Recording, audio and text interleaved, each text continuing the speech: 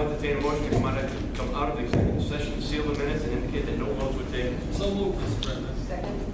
Roll call, please. Mrs. Bottomoli? Yes. Mr. Lee?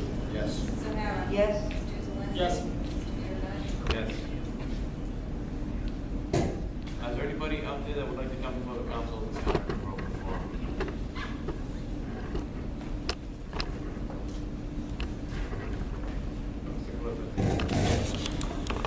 Mike Clifford, 489 Blackstone Road.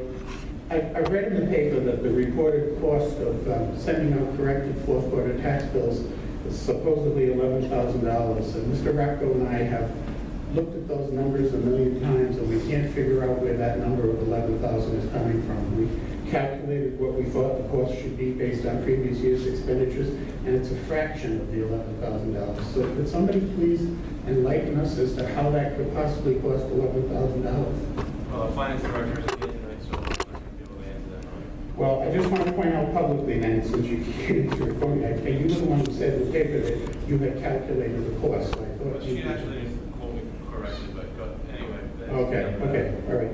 Well, just for FYI, I sent an email to the finance director asking her how much was spent, the total cost on sending out the tax bills in July. And she reported the cost to be $7,001. There's over 12,000 property taxes, car taxes, tangibles, and commercial bills that go out. If it cost if they were able to send out that number of bills for $7,000, I don't understand for a moment how it could possibly cost $11,000 to send out 1/3 of the number of bills. Because of that 12,000 number of bills, over 7,000 are car taxes, which wouldn't need correction because that's a fixed cost.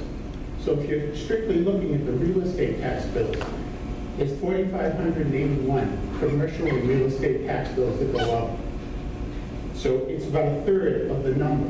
So if you spent $7,000 to send out over 12,000 bills, or roughly 12,000 bills, you should be looking at 2,500 to 3,500 tops.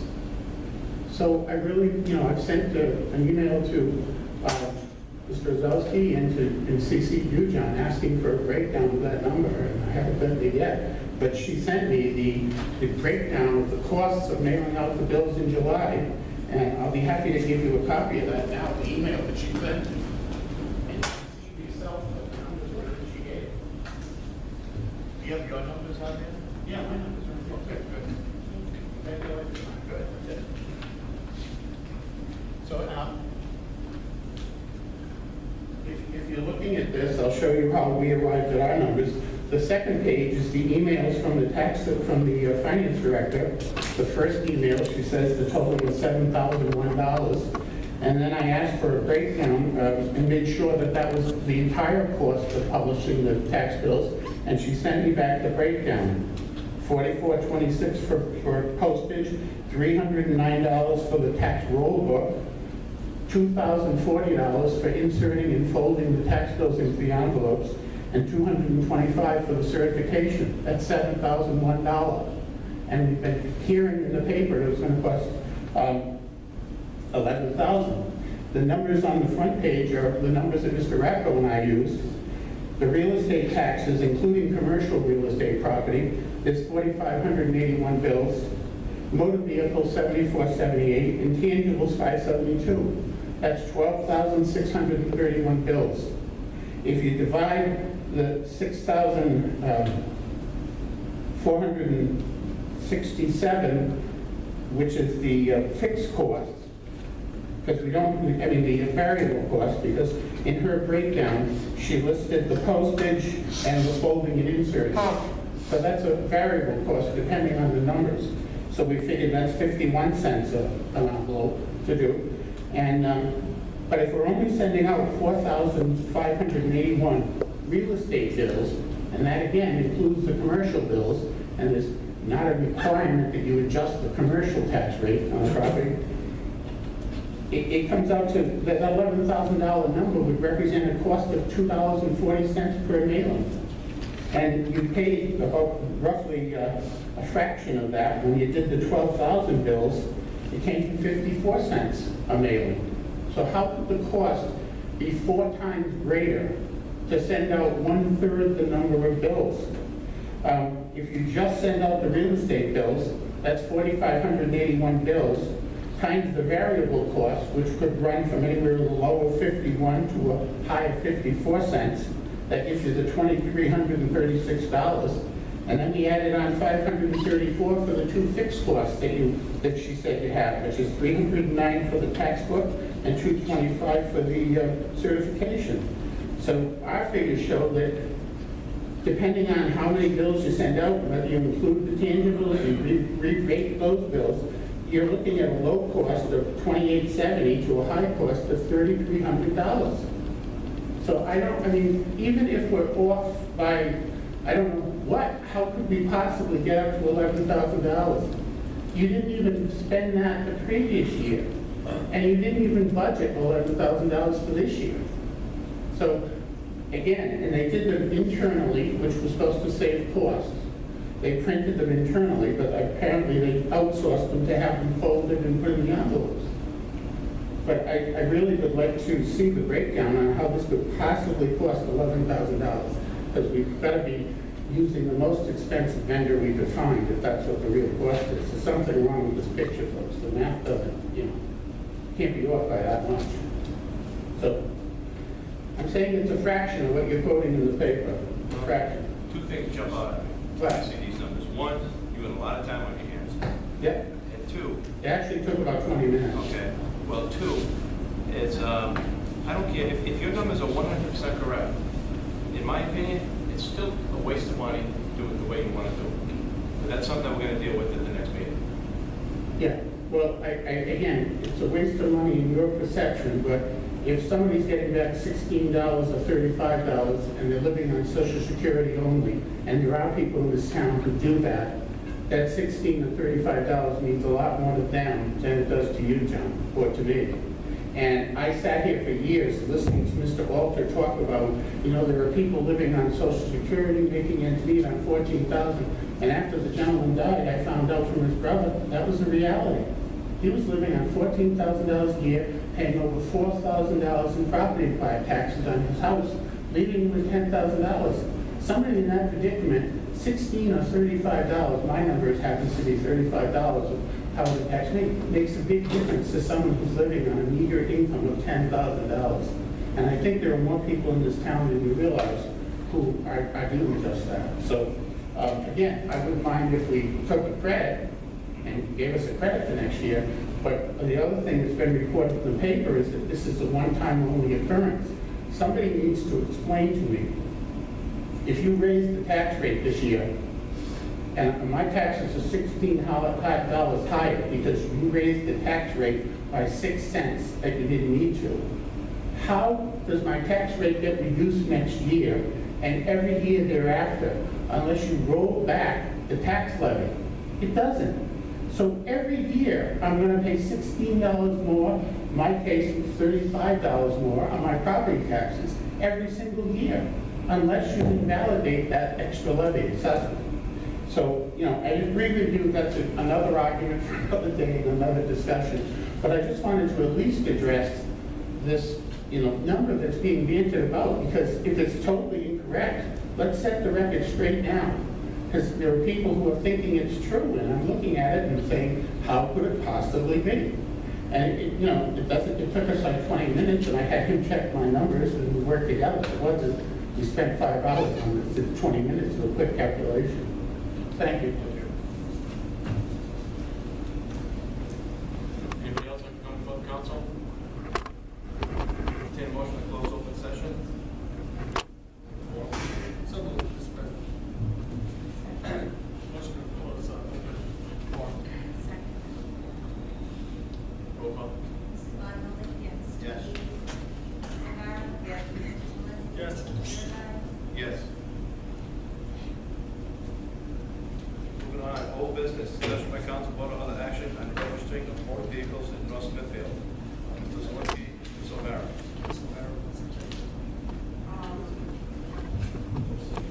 Gary, has anything to begin with, anyone come forward after the advertisements, et cetera, as far as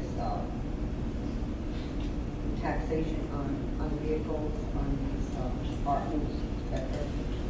Well, we have had one person that has sent in an inquiry for guidance. They have been a student in town for a number of years with an out-of-state registered vehicle. They are now in I think a medical residency, and recognize that might be different.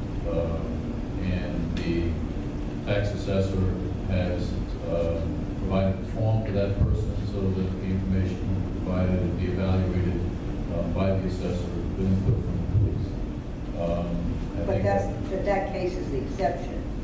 well, it's the one that has come forward so far. Keep in mind that we are still in the process of advertising that new, well, the enforcement of that old law, I should say, and doing what we can to try to encourage compliance, because frankly, I think with all these things, and I know that it's the attitude of the council, we're not interested in penalties, we're interested in compliance.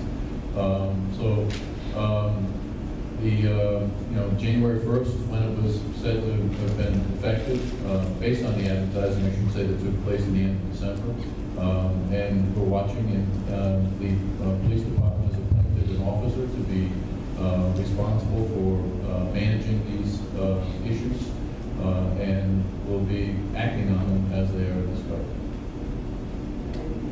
Yeah, thank you. Gary, thank you for following up. I want to thank the police department for appointing a point person for this.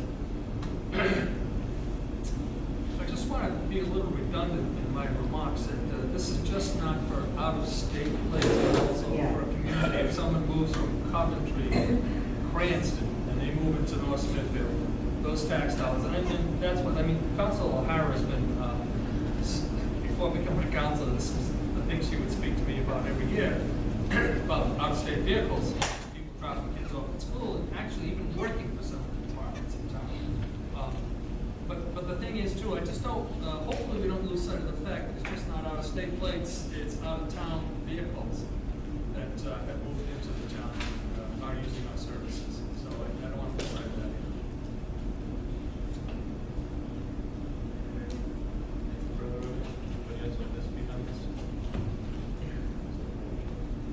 Well, it's continuing. It's the first of the year.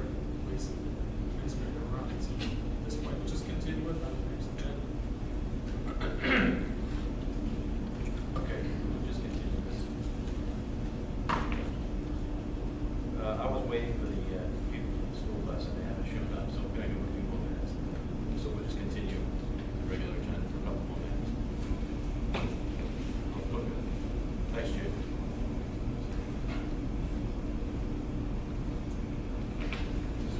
Can you move up the issue of item 8C?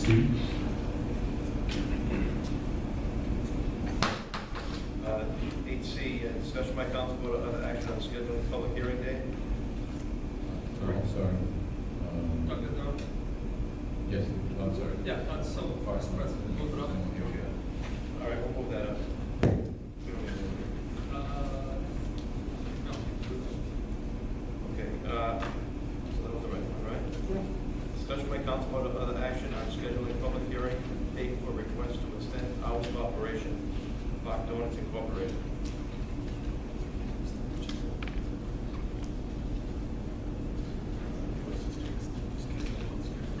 In our package, we have a letter.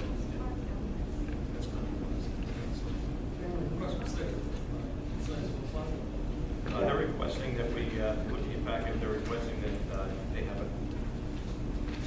we extend the hours of operation to 3 a.m. instead of at 6 a.m. They want to open at 3 a.m. instead of 6. They want to keep their closing time to remain at 11 p.m. No, I'm just stating this. So, you want to schedule a public hearing for that? 3 weeks. What- We have to advertise. What date is that?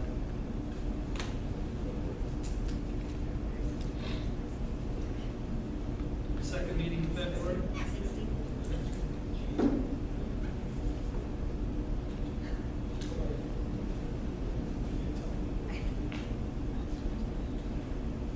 Tuesday. Maybe the 19th or the 12th.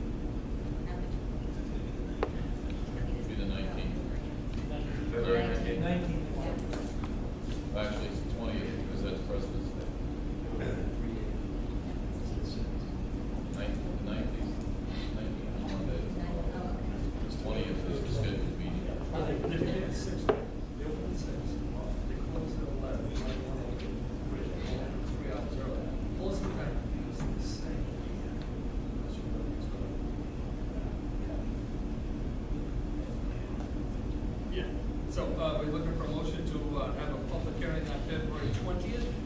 So moved. Is there a second? Second. Any further discussion? Roll call, please. Mrs. Bottomoli? Yes. Mr. McGee? Mrs. O'Hara? Yes. Mr. Zalinski? Yep. Mr. Biragad? Yes.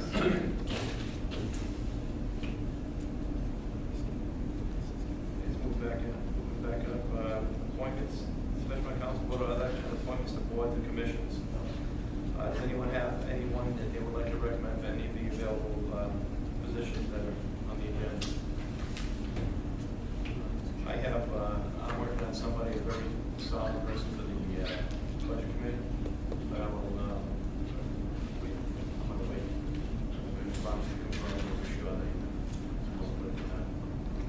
That one in particular, if I might add, Mr. President, is very close. We need to get that committee moving. I'll know, by the next. I also have somebody. It's not. How many do you have open seats on the budget?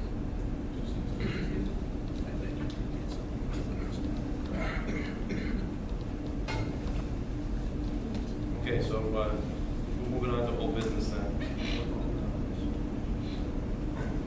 Anybody have?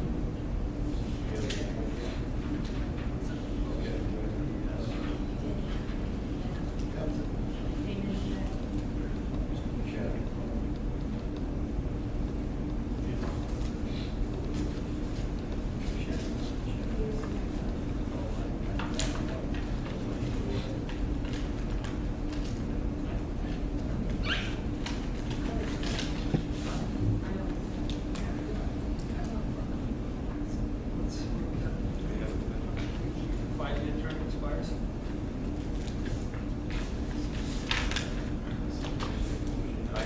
We have a letter in our packet, Mr. Pachetti, who's interested in being appointed to the sewer commission. Which? Now. After the budget.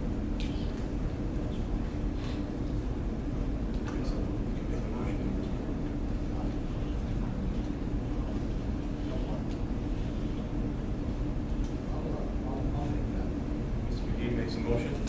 To assign Mr. Bichetti, term for the 5 years in the sewer commission. I guess it expires on the 22nd. 22nd. It says 2022. It's actually 12. 17. Yeah, just as the president. Mr. President, I was just wondering, we have people coming forward that want, that like to be seated on different committees. I'd like to know if they belong to other committees, what's their rate of attendance to begin with? Good question. If you want, we can, if you want, well, Mr. McGee did make a motion, but if nobody seconds it, then we can continue it and then give it consideration at the next meeting. But he did make a motion though. So is there a second? All right, so that's gonna die for the lack of a second. However, we can still consider it for the next. Okay. One of the things too is we just received this evening. It's not so much a question. Mr. Pachetti just came in this evening now. I didn't. I don't know if anybody else spoke with us. So, yeah, let's just continue. I just know. Oh, without doubt, no question. And our other guy wants to go. Okay, was there anybody else that anybody had?